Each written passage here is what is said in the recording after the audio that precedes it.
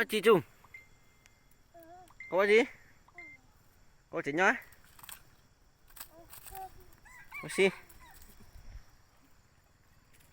Bây giờ mình nhỏ, nó còn đã lắm đấy.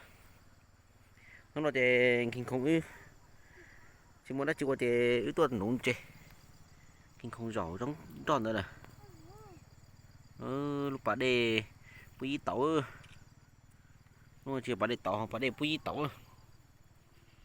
Sát trong bọc tiền đậu mà chuối khó đê lên là nó to. Để nó thiếu phần đậu mà đê rồi thế xuống. Cho nên một sát kinh khủng đủ một to. Ui, có mã gì lùm màu? Cái cầu á.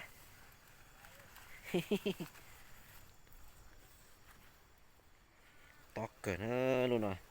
Lúc bà đây nào là chỉ tao chữ bàn chê chê ở chỉ tao chữ chê chê.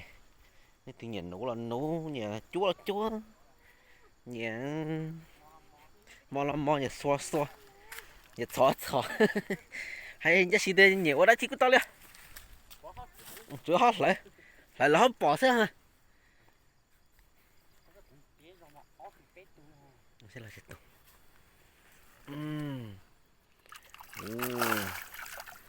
cái đồ phiếu trông thế nào nọ thay kinh khủng thế nào mà như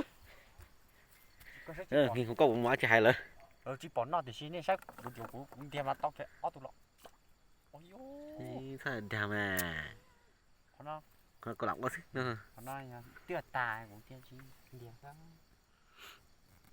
còn một chân năng đó chỉ cha đi nó gì xua khó nó khó hả nó thật khó ôi giời tôi khó mà tôi chọc lo nè búp đẹp á